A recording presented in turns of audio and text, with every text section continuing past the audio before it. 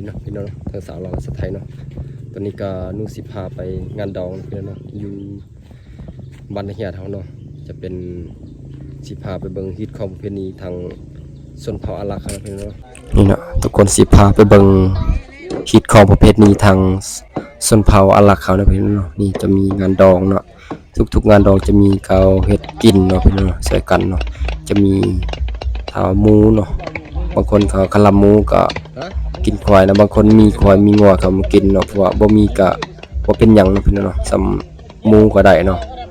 เรื่องฮิตของประเพณีทางชนเผ่าเฮาเนาะแต่บ่จำแนกว่าคนจะมีหรือบ่มีเนาะพี่น้องกินซ้ำมีแล้วเนาะพี่น้องนี่เฮาจะผักจะมีจะเฮ็ดลาบเฮ็ดก้อยนะพี่น้องเนาะมีจะเป็นการตำข้าวเนาะเพราะว่าเฮ็ดจะทำข้าวให้มันนั่นเนาะพี่น้องเฮ็ดกะแปะเนาะพี่น้องเนาะทางชนเผ่าเฮาจะมักกินกะแปะเนาะเขานิยมเนาะกะแปะมันแซ่บเนาะพี่น้องไปมาบ้านเฮาก็ได้กินเนาะจะลังผู้สาวเนาะตำ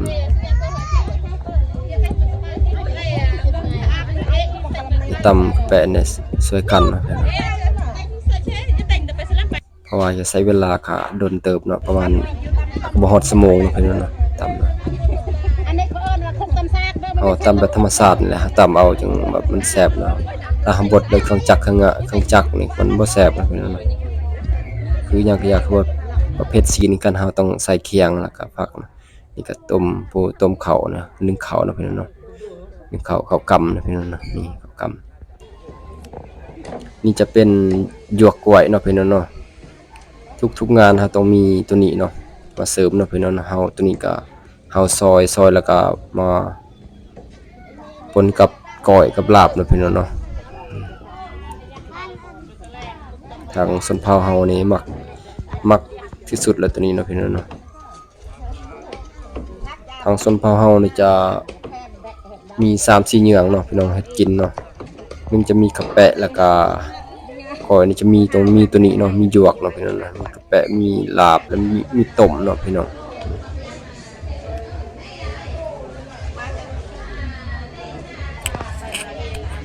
นี่ข้าวกำนะพี่น้องข้าวกำนะครับความนี่สิพาไปเบิ่งผู้สาวนะพี่น้องนี่ความน่าฮักนี่น่าฮักนะผู้สาวทางบ้านเฮาเนี่ยก็มีแต่ผู้สาวงามๆเนาะพี่น้องเนาะทางบ้านนักเรียนเฮาเนาะ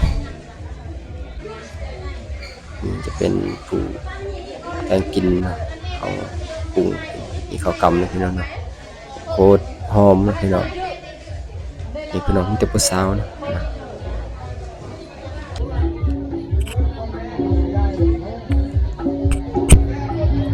จะมีเขาตีกองลาแล้วพี่น้องเนาะนี่กองแลนะพี่น้องเรียกว่ากองแลนะพี่น้องเนาะทางบ้านเฮาจะมีตีตัวนี้เนาะพี่น้องเนาะกองแลเนาะอีกของทางบ้านเฮา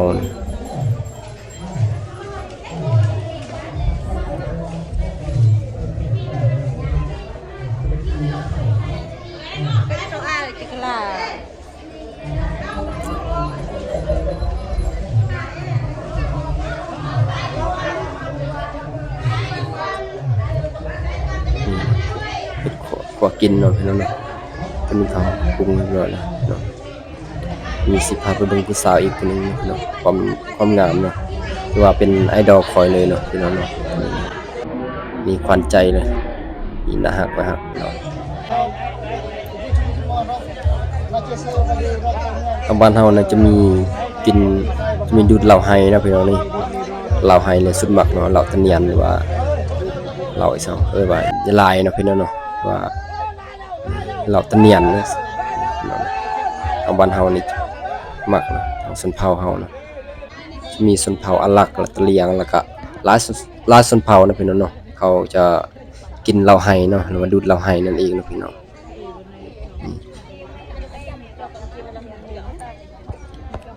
อันนี้จะได้สิพาไปเบิ่งเจ้าบ่าวและเจ้าสาวนะพี่น้องเนาะ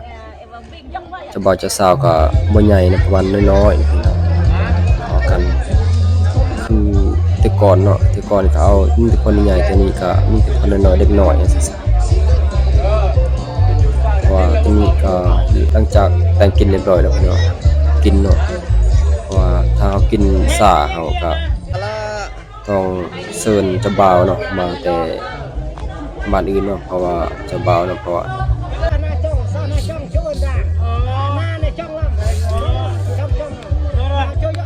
ถ้าเราบกครองก็ขอโทษขออภัยนะพี่น้องเนาะเพราะว่าค่อยก็บ่ค่อยได้เว้ากับตัวนี้หลายนะพี่น้องค่อยก็เฮ็ดใหม่ๆนี่เขาก็ทุกคนเรียบร้อยเนาะเวลากินข้าวแล้วนะเฮาจะเชิญเจ้าบ่าวเนาะพี่น้องเนาะเป็นงานซึ่งเจ้าบ่าวเฮาจะเชิญเจ้าบ่าวตัวนี้ก็ยังเป็นกินข้าวนะพี่น้องเนาะเอาพวกใหม่นะพี่น้องสุภาพไทยจะมีการแต่งกินใส่กันมีแต่ผู้สาวนะพี่น้องความงามเนาะ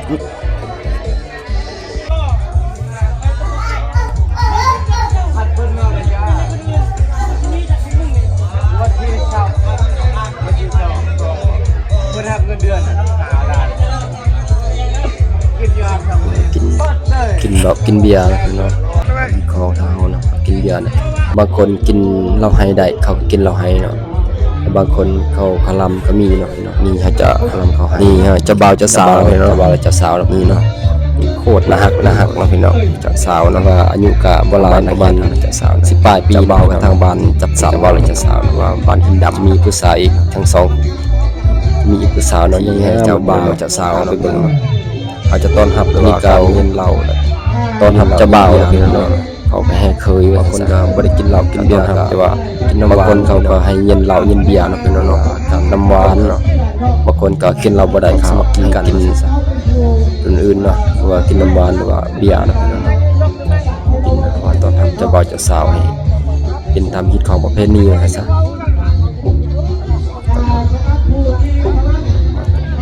เจ้าบ่าวก็ทางบ้านจัดสรรนะพี่น้องเนาะเมืองสันไซนั่นเองเนาะพี่น้อง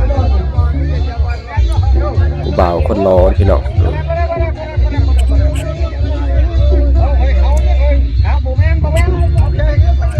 แต่ว่าเวลาต้อนรับเจ้าบ่าวเจ้าสาวเนี่ยเขาต้องมีตีกองแลคือเก่านะพี่น้องเนาะเป็นการค่อยกับบ่ฮู้ว่าแบบใดเนาะแต่ว่าเป็นฮิตของประเพณีตั้งแต่สมัยก่อนนะพี่น้องเนาะผู้สาวเนาะพี่น้องวันจัดสรรคนน่าฮักนะสิพาไปเบิ่งผู้สาวบ้านเฮาเนาะพี่น้องบ้านนักเรียนเฮาเนาะสองคนมีแต่คนงามๆพี่น้อง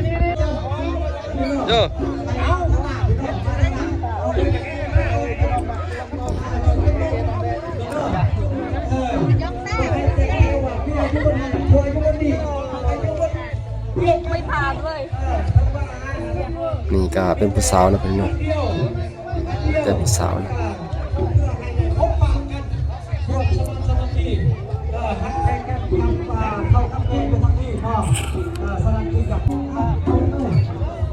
นี่บางคนกับมี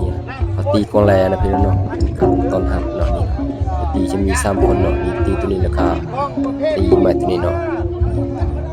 เป็นฮีตของเนาะทางบ้านเฮาเนาะประเภทแบบนี้นะพี่น้องเนาะทุกๆงานดองเนาะนี่สิพาไปผู้สาวนี่โคตรน่าฮักนะพี่น้องเนาะเป็นสาวลาวเนาะสาวน่าฮักประจำบ้านดักเหียดเนาะพี่น้องอีกคนแรกบ่เท่าใหญ่เพิ่นลูกทั้งหลังมืออีกโอ้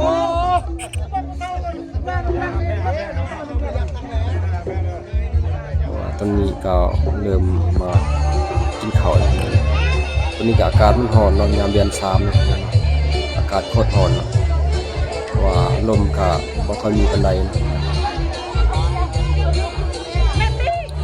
คลิปนี้ก็ฝากไว้สำนี้เนาะพี่น้องไว้โอกาสหน้าก็เจอกันเนาะ